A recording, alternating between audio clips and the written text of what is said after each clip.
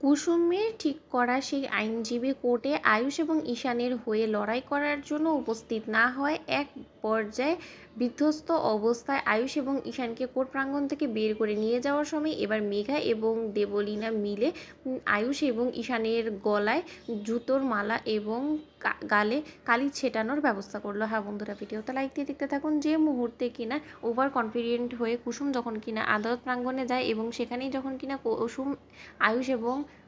ঈশানের মুখোমুখি হয়, ঠিক সেই সময় ওদেরকে সান্ত্বনা দিয়ে বলতে থাকে যে ছোট সাহেব এবং ঈশান সাহেব, আপনারা একদম টেনশন করবেন না, আপনাদের হয়ে কেস লড়াই করার জন্য আমি লোক জোগাড় করে ফেলেছি এবং সে কিছুক্ষণের মধ্যেই চলে আসবে, আপনারা একদম টেনশন করবেন না। অন্যদিকে যখন আয়ুষ বলতে থাকে যে আমি নিশ্চিন্তে আছি, কারণ আমি কোনো রকম কোনো অন্যায় কাজ করিনি কুসুম, এবং আমার পাশে তো আমার জীবনসঙ্গী আমার জাদুঘর আছে, তাহলে আমি কেন এত টেনশন করব, তুমি একদম টেনশন করো না, সব কিছু ঠিকঠাক হবে। ঠিক সেই সময় রেঙাগুলো বলতে থাকে যে খুব তো অহংকার দেখিয়ে বললে যে তুমি জোগাড় করতে পেরেছো, তাহলে সে এখনও এলো না কেন বলো তো, আর কিছুক্ষণ বাদেই তো হিয়ারিং শুরু হয়ে যাবে। ঠিক সেই সময় মেঘা এবং দেবলীনা সেখানে সাহায্য এবং বলতে থাকে যে কী ব্যাপার কুসুম সরকার, ও সরি তোমার পদবিটা এখন চেঞ্জ হয়েছে, তুমি তো এখন মিসেস গাঙ্গুলিতে পরিণত হয়েছে, তাহলে মিসেস আয়ুষ্মান গাঙ্গুলি, এবার আপনি আমাদেরকে বলুন তো যে আপনি নাকি নিজের দক্ষতায় আপনি আইনজীবী নির্ধারণ করতে পেরেছেন, তাহলে সে কোর্ট অব্দি পৌঁছবে তো, মানে সে লড়াই করবে তো, নাকি সে ভয়ে আবার লেজ গুটিয়ে পালাবে বলুন তো। অন্যদিকে কুসুম যখন বলতে থাকে যে কোনোভাবেই না, সে আমাকে কথা দিয়েছে সেখানে আসবে। অন্যদিকে অসদোষ প্রমাণিক যখন কিনা দেবলীনা এবং মেঘাকে ফোন করে বলতে থাকে যে কোনোভাবেই সেই আইনজীবী যাতে কোর্ট অব্দি না পৌঁছতে পারে সেই ব্যবস্থা আমি করে ফেলেছি, আমার লোকেরা মাঝ পথ থেকেই সেই আইনজীবীকে সরিয়ে গুম করে দিবে, যাতে করে কিনা সে আর কোনো মতেই এই কোর্টে সময় মতন এসে হাজির হতে না পারে, এবং এক পর্যায়ে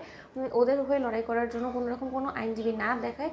এই কেসটা আমরাই জিতে যাব। আশা করি আজকেই এই কেসটা ক্লোজ হয়ে যাবে। ঠিক সময় কোর্টে হিয়ারিং শুরু হয়ে যাওয়ার শর্ত বিরোধী পক্ষের আইনজীবী যখন বলতে থাকে যে মিলনটার কতক্ষণ আমরা অপেক্ষা করবো, আপনি আমাদেরকে বলতে পারেন, কারণ আমার তো কোনো মতেই মনে হয় না যে এই দুজন আসামির হয়ে লড়াই করার জন্য এখনও পর্যন্ত কোনো রকম কোনো আইনজীবী ব্যবস্থা তারা আদৌ করতে পেরেছে, তারা রীতিমতো কোর্টে সময় লস করছে। আমি বলবো যে আপনি আজকেই রায় শুনিয়ে দিন। ঠিক সেই সময় ইন্দ্রাণী গাঙ্গুলি যখন বলতে থাকে যে হলো তো তোমার পাকামোর ফল, এবার কী করবো বলো তো, আমার ছেলেদের যদি কোনো রকম কোনো শাস্তি হয়ে যায় কুসুম, তোমাকে আমি ছাড়বো না, আমি বলে রাখলাম। ঠিক সেই সময় কুসুম যখন বলতে থাকে যে না, আমি কোনো রকম কোনো রায় শোনানোর আগে আমি আপনার কাছে হাজর অনুরোধ করছি,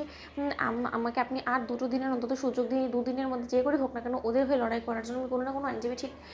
খুঁজে আনতে পারবো, আপনি আমাকে শুধু এতটুকু সময় দিন। ঠিক সেই সময় এক পর্যায়ে কোর্ট যখন কিনা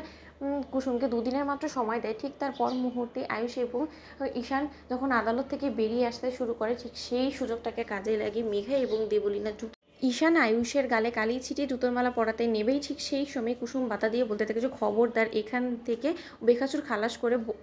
ফুলের মালা দিয়ে বরণ করে বের করে নিয়ে যাবো, কিন্তু জুতোর মালা নয়। তো বন্ধুরা, লাইক শেয়ার করে সাবস্ক্রাইব করুন।